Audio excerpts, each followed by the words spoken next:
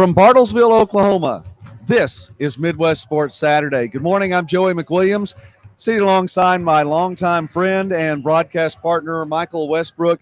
We're live here on the MidwestSports.net YouTube channel. We're also live on OklahomaSports.net on Twitter today, so thanks for watching us, those of you who are checking us out right there. If you're checking us out, I don't know about that. That may have sounded a little odd. Anyway, thanks for watching this morning. We're here on site at the Bruin Fieldhouse in Bartlesville, Oklahoma, at the site of the 2020 Great American Conference Basketball Tournament, men's and women's basketball tournament. And this is day 3. Now, it's a little bit different setup for Midwest Sports Saturday this morning, but we had to do a show from here because this is the place to be. We're watching some incredible Division II men's and women's basketball this weekend. We always do. Yeah, this absolutely. Is the 9th edition. And, Michael, talk about the first 2 days here because I know they've been fun. Yes, they have. And yesterday we got a little bit of extra basketball as we saw a couple of overtime games. That was a lot of fun. And then on the opening day, on the men's side of things, we saw the top-seeded teams win.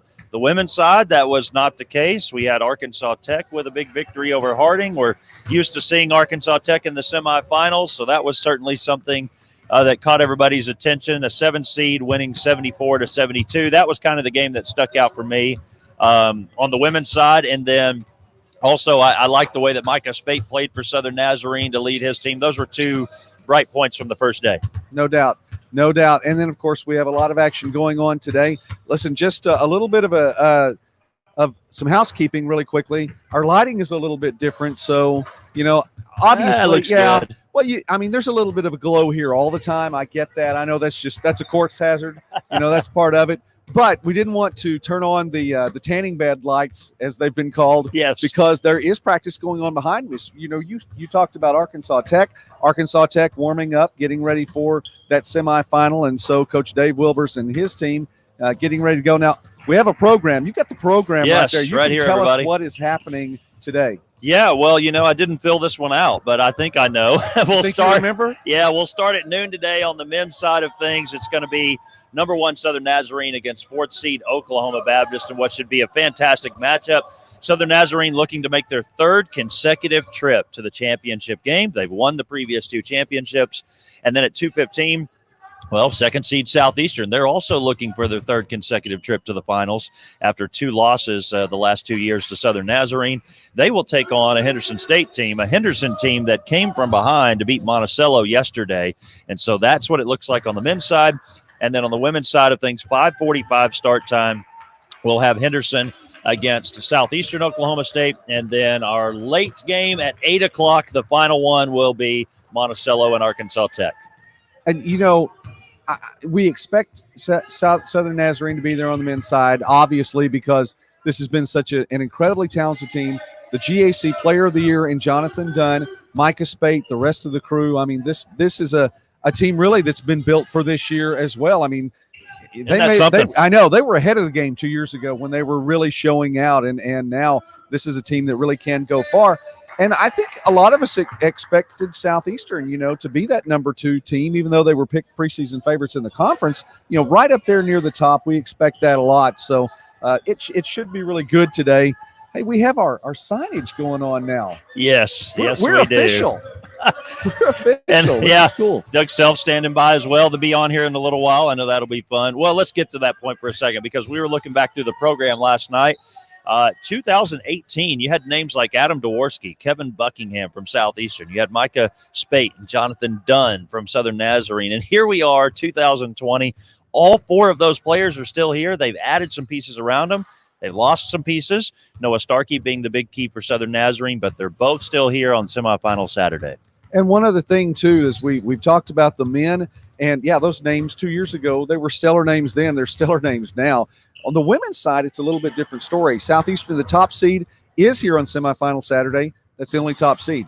Yeah. 2, 3, and 4 went by the wayside in the quarterfinals. So we have 5, 6, and 7 as our matchups there, as Southeastern is going to be taking on Henderson State in one semifinal. You mentioned that. And then Arkansas Tech and Monticello in the other. Yeah, that's right. And for Coach Darren Grover in Southeastern, it's been a bit of a rough time up here in Bartlesville. They did pick up their 3rd GAC conference tournament win with their win yesterday, or, well, Is that right now? 2 days ago? 2 days.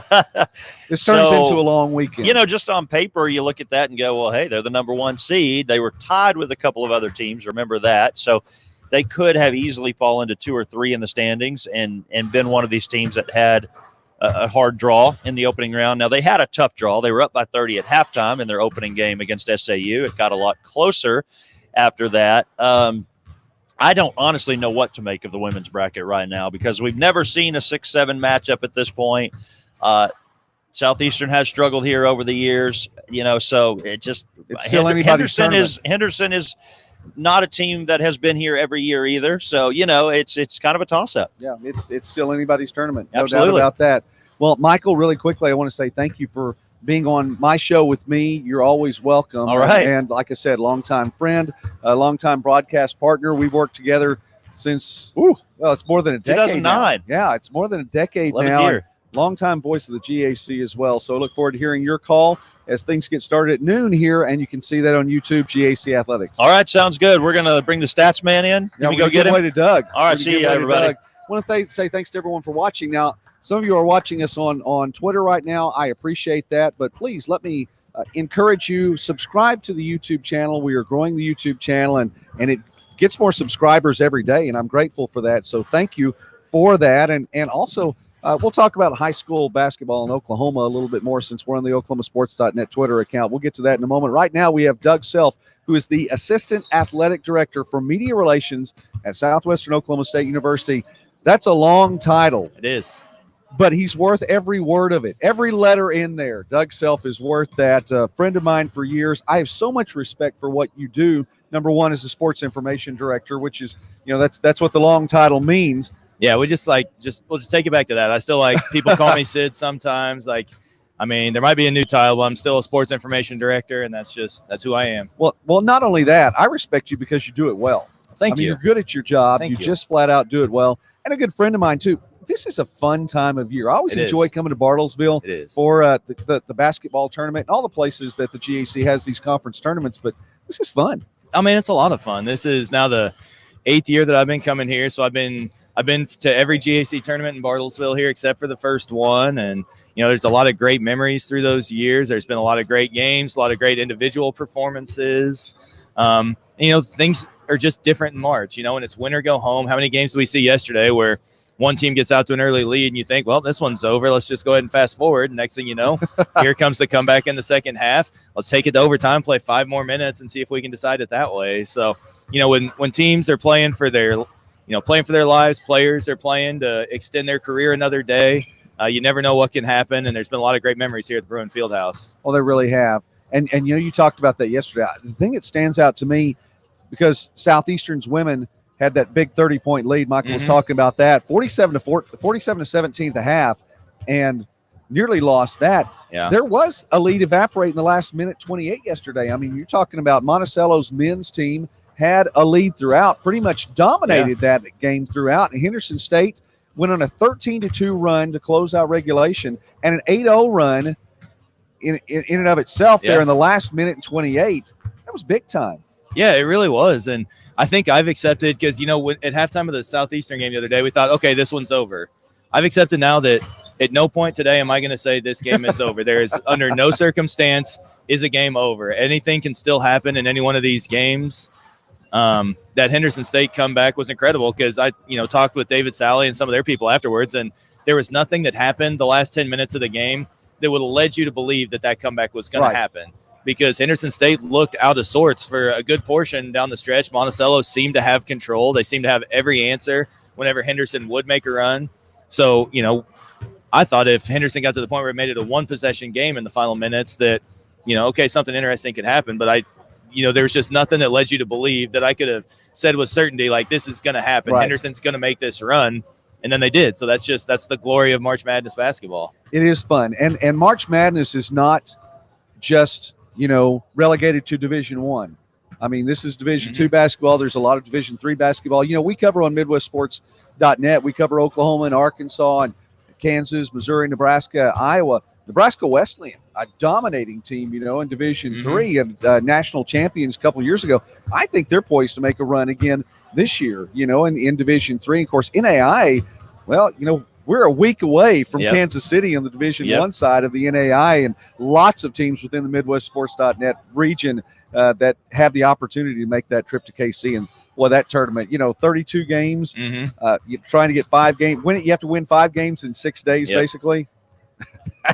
That's amazing. I've heard a lot of stories about that tournament from my athletic director, Todd Thurman, who is a national champion himself as a player at Southern Nazarene. So I've heard a lot of stories about it. I've been to Old Municipal Auditorium. I've never watched games there, but I've been to the venue. But I hear it's an incredible, just an event. They bring everybody in the country. You got to win your way into that tournament. And then once you get there, I mean, there's no rest. You're playing nonstop for, like you said, for the better part of a week if you want to win a national championship, and everybody in the country is there to watch. So I've never been myself. I think that there probably needs to be a bucket list type thing one of these days where you can get up there to KC and catch that's exactly right. some good small college basketball. Well, and it is a goal. It is a goal to have Midwest Sports Saturday there at some point in time. So be looking for that. I'll take you with me. I know you're a big Kansas City Chiefs fan anyway. Yeah. So it's been a good month for the Chiefs. I was talking with somebody in the hotel this morning, somebody that who is a Chiefs fan as well. And I mentioned something about, hey, we're big Chiefs fans in our house as well. He said, best day of my life. Yes.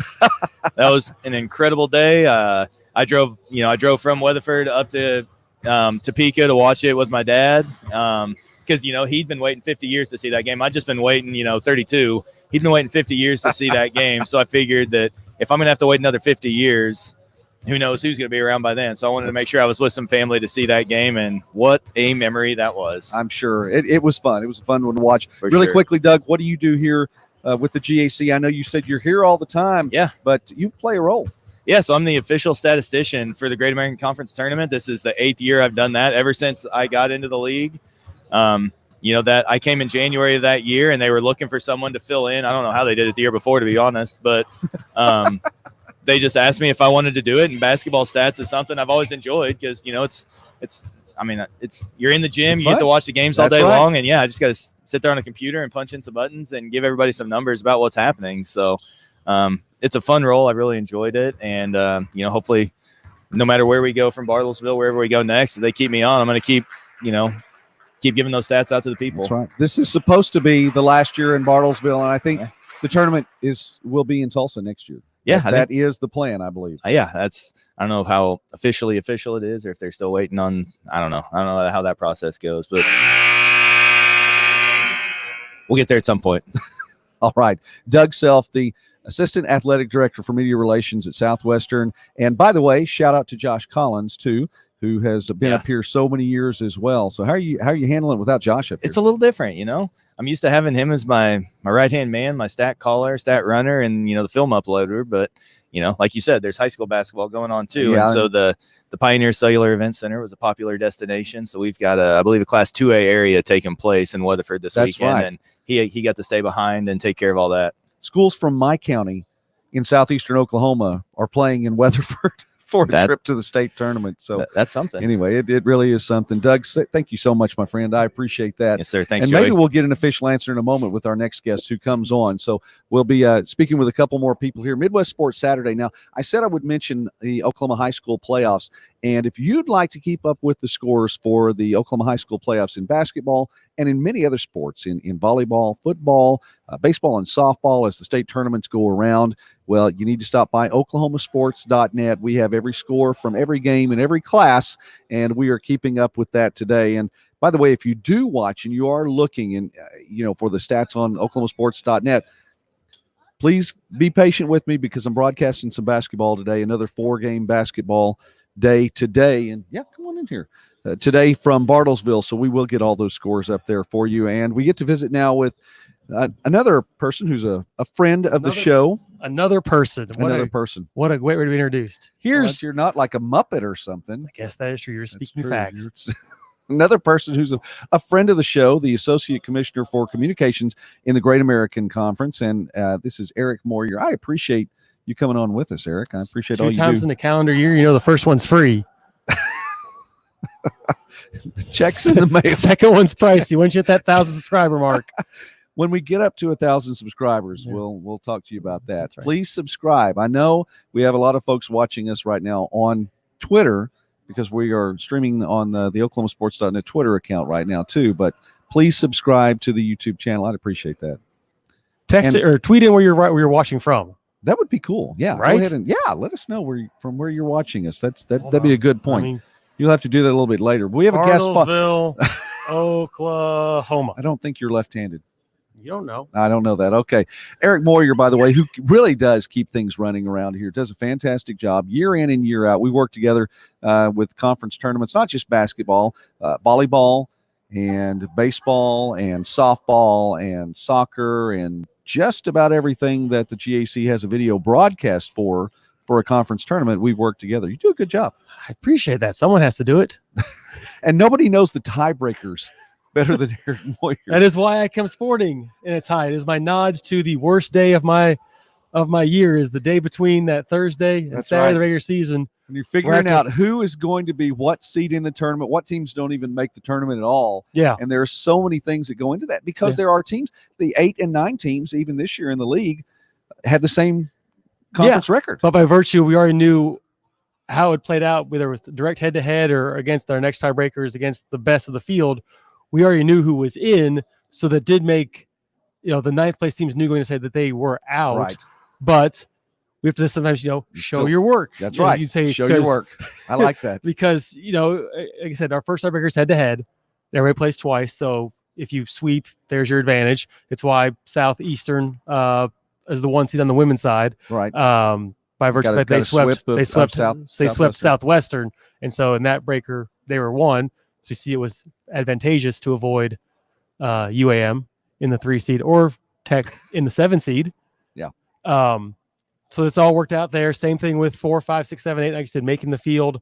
So it is, I dread it, but it is my most fun day because I do know that there are a lot of eager people waiting to get that document Friday afternoon, right? Sometimes Saturday morning, depending on how many they have to figure out, just to know what is in place. And the text thread that Saturday afternoon about 2:20, it's our one great witching hour. If I could compare it to the NFL red zone, is that 2:30 to about 3:15 when the women's games are ending.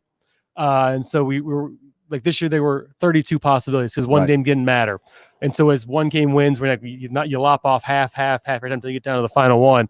And so one game ended earlier. One was one overtime. There's an overtime game. So that kept everything in the balance. The Tech Southwestern game, it hinged on where Tech was going to fall. Southwestern had already clinched the 3. And the same on the men's side with then Tech starting late and Southern starting late. That then delayed the final bracket being known until that game finished. And there's so much that goes into it that people often don't think about. Yeah. But it has to be done. And it's not just a computer doing all of it. No, the NFL, hockey, they have programs that run this thing. I have an Excel sheet where I am figuratively, Thursday night when games end, it is creating the template. Right. And then Friday morning, it's importing, every basically if then.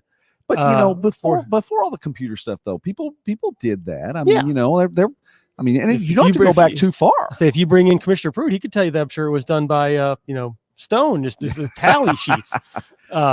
He's the not commissioner that old. Of the Great American Conference is not that old. But he is 50. He's 50? Yeah. Fact. I did not know that. I thought I was a few months older than him. I'm 49. So I didn't see, by the way, you go back, and I didn't see the last Chiefs Super Bowl win either. So Doug was just talking about that. He's a big Chiefs fan. The commissioner's 50. Yeah. All right. Yeah. Well, you heard it here first folks. I know. Breaking news from October. The other thing. First, fast, and accurate. The other thing that I'm going to give Eric credit for right now, and you probably won't hear this again, but we've been doing our GAC weekly wrap-ups following the 4 games each day, and we've been doing it at night. You can watch it, by the way, too, on the YouTube channel, and we've been having it on Facebook streaming as well. We may do it on Twitter tonight, but it's the GAC Weekly After Dark. I'm going to give credit to Eric Moyer for that name this time. I have 1,000 ideas in my head every day. Usually 1 or 2 pokes through and actually sticks with somebody, and GAC Weekly After Dark is better than when it was the GAC Weekly Daily. Remember that is true. I do remember that. That was an audio podcast at that point. So we're stepping into 2020 right now. One more thing, Eric, before you leave. It's a lot of fun that as we're here each year, And lots of folks do come out. People make the trip to Bartlesville to come up to support their teams. How much fun is it being a part of a conference tournament like this? Because it's in its 9th year now. The league is in its 9th year, and really it's an enjoyable time. It's a lot of fun basketball. Yeah, it really is. And as I'm sure you mentioned with other people about in the past, it's our strongest field ever this year with 4 regionally ranked men's teams, 3 regionally ranked women's teams. So unlike some other sports, volleyball, where we're in the hardest region in the world and we're all playing just for one spot, the 8th seed, we have a lot at stake here. Teams can move up and down a seed line. Obviously, with Harding losing, and they were already in the 8th seed, and there was an upset in Northern Sun. There was a lot at stake for them. This, these 2 men's games have Okla Baptist and Henderson State that are 8-9. Does one win by either of them move them in? If they both win, are they both then still somehow not sure? So that's, I think, the best part about this week is we have a lot at stake rather than just one automatic bid. Each team's kind of jockeying for position and moving up for next week and likely going to Missouri on either side. Very likely. So that's what's the best part about this year is the high level of play we've offered when a 17-10 Tech team is your 7 seed and a 17-11 SU team was our 8 seed. When there are years where you can see our number 2 seed was 17-11. Right. We had just a great non-conference year, and I think it was reflected by how those teams were respected in the region polls that we are where we are today. All right. Eric Moyer, the Associate Commissioner for Communications. Just the warm-up act. Just the warm-up act. That's true. He was very, very adamant about his placement as a guest in the program, and you may see why here in just a moment. Yeah. So we'll check that out. Thanks for being on with me, Eric. I appreciate Happy to do it. Back to work. We'll be. I have to go back to work for you here in about an hour. That's right. The role switch. That's right. So I'll be working for him in about an hour. But thanks a lot. I appreciate it. Eric Moyer sitting in with us here on Midwest Sports Saturday, and we do have one more guest. It's an abbreviated show today, and that is by design because we do have a lot of other work to do. Not only the high school basketball scores, we'll be keeping you updated with those on oklahomasports.net, but also we do have a broadcast to do, and we actually broadcasting those basketball games that I was talking about. Now, final guest for the day, and Eric was adamant that he would not follow you. Oh my gosh. So, and maybe there's a reason for that. I'm not sure. We'll let you decide that anyway. Hailey Tucker sitting in with me right now, and someone that I've been broadcasting your games for a number of years, but also in the last 2 or 3 years, we've had a chance to work together as broadcasters, and it's really a field that you've stepped into more full-time now. You're working in Wichita, Kansas. Talk about what you're doing right now. Yeah, I'm at a KWCH. It's a CBS affiliate there. We're the number 1 station in Kansas. I love promoting us. Shameless self-promotion. Yeah. But, it's just a great fit for me. Everyone at KWCH is absolutely incredible. I really feel like I found my fit and found my groove in broadcasting, and I'm just really excited to continue it. And, basketball is my passion, but broadcasting is my first love. It's really fun there. It is a blast. I really do praise God every time I think about it to get to do what I do. Right. And not only the broadcasting side, which I enjoy doing and have done for a number of years, but get to do it in sports and get to do and have what's going on behind us right now. I mean, it really is a lot of fun. Oh, yeah. And, I'm in news right now. And so I was sports, with me and you always broadcasting together. But news is a little bit different of a tone. It's a little bit more depressing. But I love it. Have you been talking about anything in particular lately? Well, the big thing right now is the coronavirus. Right. That was my lead in. Right. Yes. Yeah. I've done 5 stories in the past week over it. There's nothing in Kansas. We just had the case in Tulsa that happened. So, it is pretty scary. But, I just try to, go out and inform the public, not scare the public. That's my biggest thing. Well, and of course, with the Bryan County Patriot, I do a lot of news now, too. One of the sites for Emerald Quest. It's our only news site. Everything else is sports, but I understand because the tone changes.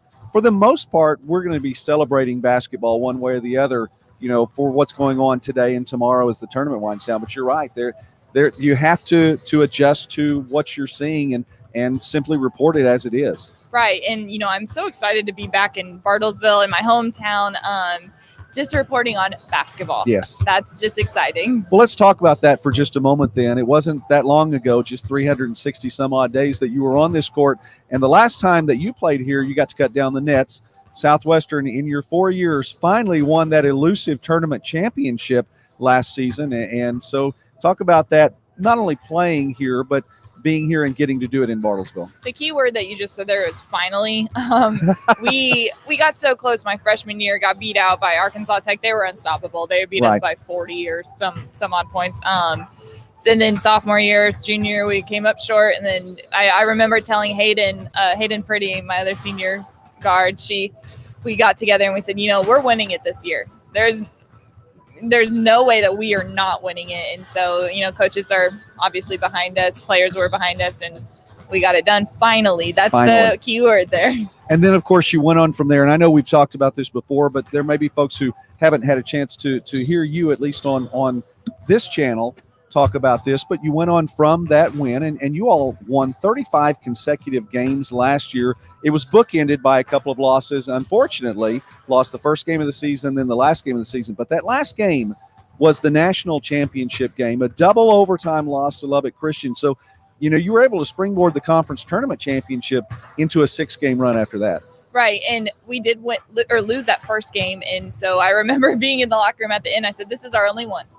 This is all we get. And then we went on that 35 in a row. But, yeah, the conference tournament starts – you're 0-0 coming into this. And so you have to have the mindset of that. And then fortunately we won. And so then going into it, we didn't get the 1 seed. So Fort Hays got the 1 seed and we had to go there. And so we were a little upset by that. And we felt like we had a lot to prove. And so I feel like we did that whenever we went there. I think so. And Fort Hays had a good team last year, has a good team this year as well. And it's a team that can make another run. I suspect the tournament will go through Warrensburg this year. I would be really surprised if we're not talking about Central Missouri hosting on the women's side. And it's all but a foregone conclusion that Maryville, Missouri, and Northwest is going to be hosting on the men's side here in the Central region. Well, you're going to be broadcasting today, and I know we have less than an hour before our first broadcast. You'll be on the sideline for a couple of the broadcasts. You'll also be sitting next to me as we call the women's games here on Saturday and Sunday. What do you see in this tournament now? I know that you've been working at your quote-unquote real job up in Wichita, but you've seen some of what's gone on and talk about coming into today. On the women's side, it's I don't want to say a mess, but the lower seeds have all beaten out, most of the 3 of the 4. You're exactly right. right. Southeastern is the only higher seed to, continue on. But that's the thing about this tournament. You never know. You never know who's going to win out. You never know. Like I said, it's 0-0 with everyone. And on the men's side, it played out pretty much how it was supposed to be. But I just love this tournament so much. I mean, I have some really bad memories from being here, but it's just an incredible way to start the postseason. Well, and Southwestern in 8 previous years has 3 tournament championships from the women's side. And I understand that, if you don't win, it is that bad feeling. And so at least your final game here, you did get the win. So you can walk away with that being the last feeling there. I appreciate getting to work with you. So, Hailey, thank you very much for sitting in with me. And we're going to have a fun couple more days. And if you'll just stay with me here, we'll wrap up our time. Of course, this is Hailey Tucker, who works in Wichita now. Plug your station again. KWCH 12. There you go. That's always important. On Midwest Sports Saturday, really, I want to give everyone the opportunity to promote what they're doing and talk about what they're doing. So if you get a chance to watch Hailey, and I know that your career will just continue to blossom. Well, thank you. Thanks for watching us here today on Midwest Sports Saturday. Again, it's an abbreviated show from Bartlesville, Oklahoma, the Great American Conference Tournament. Let me throw out one more time. Also, the GAC Weekly tonight will be here on this YouTube channel, and also will be streaming on Facebook as well. Please be sure and watch today's games on the YouTube channel for the Great American Conference. GAC Athletics is where you can see us maybe a little bit. It's more about the basketball. You won't see us that much, but you'll hear us then on the broadcast there. 4 games today, 2 men's semifinals, 2 women's semifinals. High school basketball scores from the state tournaments and area tournaments on oklahomasports.net throughout the day. We will be updating you with all that as well. And then more Midwest Sports Saturday to come through the remainder of the spring. So please be sure and tune us in and subscribe to the YouTube channel. So for Hailey Tucker and for Doug Self, Eric Moyer, and Micahel Westbrook, I'm Joey McWilliams. Thank you very much for watching. God bless you. Have a great Saturday, and let's enjoy some basketball.